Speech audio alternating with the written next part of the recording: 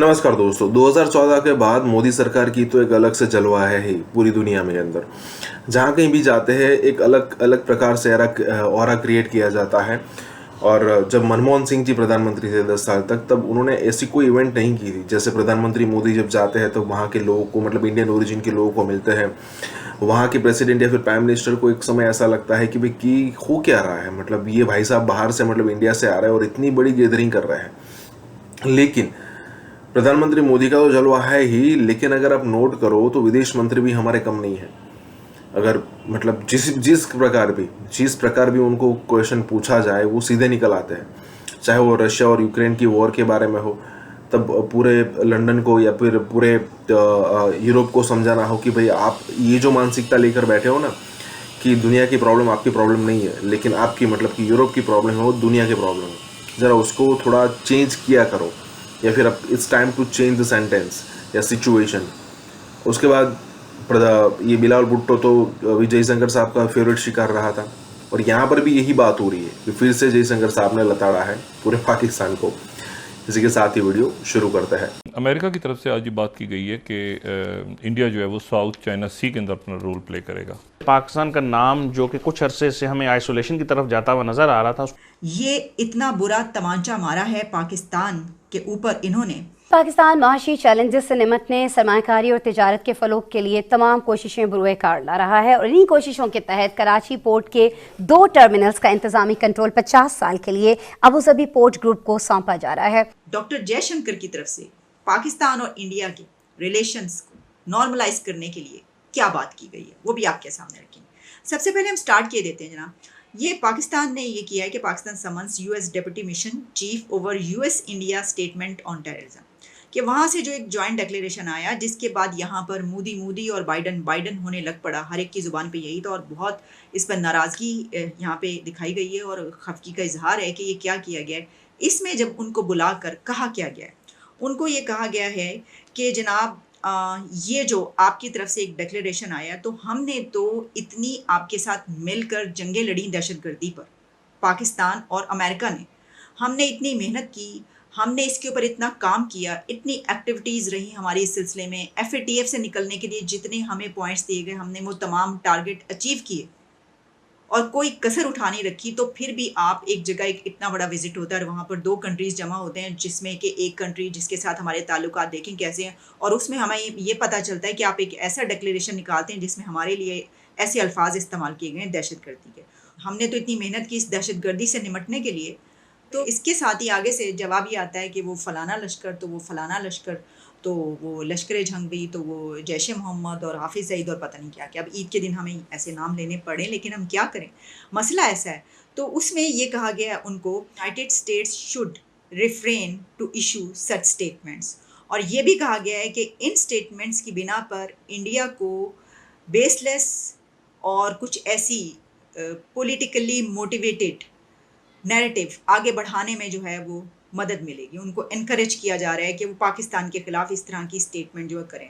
और Pakistan foreign office said in A statement, ये बात कही गई है। और भी इसके अलावा काफ़ी उनसे बातचीत की गई है। और फिर आप जानते हैं कि उस तरफ से अक्सर ऐसी बातें आती रहती हैं कि जनाब हमारी तो ये ख्वाहिश है कि पाकिस्तान जो है खुशहाल रहे, वहाँ पे दहशतगर्दी ख़त्म हो, हम उसको अभी तक अलाई समझते हैं, हम तो बड़ा नज़दीक हैं उससे, वगैरह वगैरह। लेकिन आपने ये तो देख ही लिया कि उनके नज़दीक कौन है अब और उनका अलाई अब कौन है। तो देखिए, जहाँ एक चीज़ ये नज़र आ रही है, वहीं पर डॉक्टर जयशंकर की मुझे एक स्टेटमेंट मिली। आपको पता है कि जब भी ऐसी कोई ब्रीफिंग्स होती हैं या कहीं पर रिपोर्टर जमा हो, तो वो कोई सवाल करेंगे इंडिया या पाकिस्तान की किसी अथॉरिटी से, तो ये हो नहीं सकता कि वो उसमें अपना ये सवाल ना करें कि आप इंडिया और पाकिस्तान के टाइज को नॉर्मलाइज कैसे करेंगे, या कोई ऐसा ख्याल है। तो उसके ऊपर डॉक्टर जयशंकर ने इसके ऊपर क्या कहा है। तो देखिए, अब कौन से ताल्लुकात हमारे हैं पहले से, तो इतना अब तो अरसा बीत गया, ताल्लुकात तो नहीं है, तो पहले कब सोचना था। लेकिन वो ऐसे ही देख रहे हैं कि ये तो स्टार्ट से ही हमें इसी तरीके से चलना चाहिए था। यानी उसको हम इस तरह ले सकते हैं कि ये जो एक प्रेशर आ रहा है पाकिस्तान के ऊपर इस हवाले से, तो ये तो पहले से ही प्रेशर डालना चाहिए था। क्या इसका मतलब ये है? अब देखिए, जो भी है, इसी के साथ मैं एक और ख़बर पढ़ रही थी, लेकिन एग्जैक्टली मुझे अभी नाम नहीं याद आ रहा कि वो किसने कहा है, जो अथॉरिटी है। लेकिन जो कहा गया वो ये है कि एक्सपर्ट्स ये कह रहे हैं कि इस वक्त अमेरिका ये चाहता है कि इंडिया का रोल जो साउथ चाइना सी है वहाँ पर बढ़े। ऐसे रीजन्स जहाँ पर हम देखते हैं कि चाइना का इन्फ्लुएंस है या वो उस बढ़ता हुआ नज़र आता है, तो वहाँ पर अमेरिका ये चाहता है कि वहाँ पर इंडिया का रोल बढ़े। तो मेरा तज्जिया ये है कि सिर्फ वहाँ पर नहीं, अब ये जो एक अलायंस बना है इंडिया और अमेरिका के बीच, अब आप देखेंगे कि इंडिया का रोल कई जगहों पर बढ़ता हुआ आपको मिलेगा। आपको उनका रोल कई जगहों पे फलता फूलता बढ़ता हुआ मिलेगा। इससे उनको बहुत फ़ायदा होगा। ये जो बात की जा रही है ना कि अमेरिका इंडिया को इस्तेमाल कर लेगा, उसने ये करेगा, नहीं, ऐसा नहीं होगा। बल्कि मुझे तो ऐसा लग रहा है कि इंडिया अमेरिका को इस्तेमाल कर रहा है। देखें, इंडिया इस वक्त उस स्टेज पर है कि जहाँ पर उसका स्टेटस, उसका स्टेचर, इस पर कोई सवाल नहीं है, लेकिन वो जगह अचीव करना चाहता है कि जहाँ पर पहुँचने के लिए अभी जो कुछ हर्डल्स हैं उसकी राह में, उसको दूर करने के लिए एक सुपर पावर भी उसकी अलायंस बनकर या दोस्त बनकर सामने आ गई है।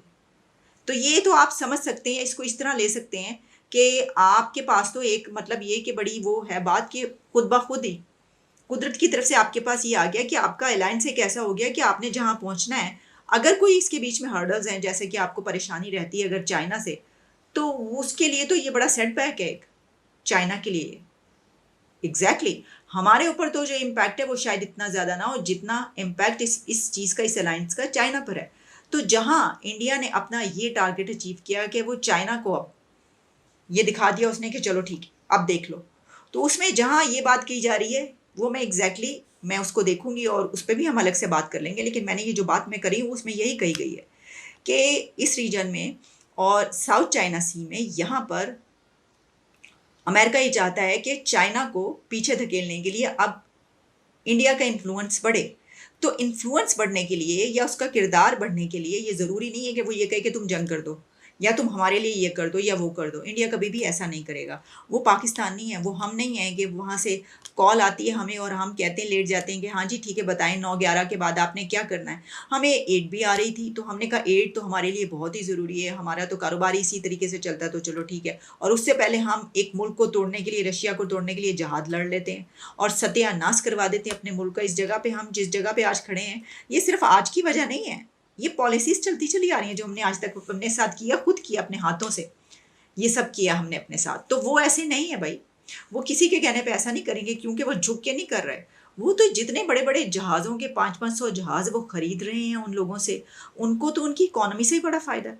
वो कहेंगे भाई कुछ ना करो, बस ये जो है बिजनेस, क्योंकि इस वक्त हम जानते हैं जो अमेरिका की इकॉनमी, जो यूरोपियन कंट्रीज़ की इकॉनमी है वो बड़ी इस वक्त डाउन जा रही है, उनको बड़ी मुश्किलात का सामना है, ठीक है ना। तो इस वक्त हम देख रहे हैं कि एक ऐसा कंट्री उनके साथ है तो उनको तो वैसे भी अपने बड़े फ़ायदे बिजनेस में मिल रहे हैं। और आज की दुनिया का जो फ़ायदा है वो बिजनेस का फ़ायदा ही दरअसल सब कुछ फ़ायदा है, बाकी कोई फ़ायदे जो है बिजनेस है आपका किसी के साथ, आप स्ट्रॉन्ग है इकोनॉमी में तो सब कुछ है, नहीं है तो बस। चलें जी आगे बढ़ते हैं। मैं भूल ही गई कि मैंने आपको एक और ख़बर भी देना है और वो ख़बर ये है कि पाकिस्तान और IMF के दरमियान मुख्तसर स्टैंड बाई मुआहिदे का इम्कान।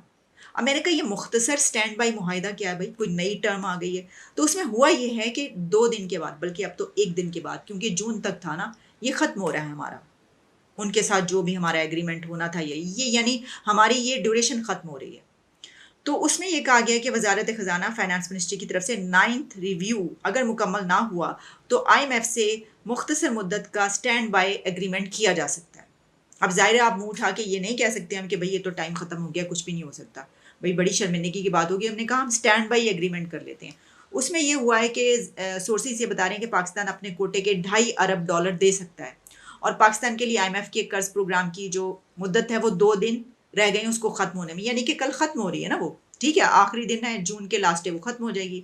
ऐसे में फाइनेंस मिनिस्ट्री ने IMF को ये रिकमेंड किया है कि बोर्ड इजलास ना हो सका अगर, यानी कोशिशें कर रहे हैं वो, कोई 6 मरतबा शहबाज शरीफ हमारे जो प्राइम मिनिस्टर हैं उन्होंने मीटिंग की MD IMF से, वो तो उनका खेड़ा नहीं छोड़े, यानी कि ब्रेकफास्ट भी उनके साथ किया, फिर उसके बाद लंच भी और डिनर भी, मुझे लगता है कि सारा ही जो है वो उनके साथ सुबह से लेके शाम तक रह रहे हैं और पूरी कोशिश की, गोडे गिट्टे पकड़ लिए जो भी हो सकता था, लेकिन अभी तक नहीं।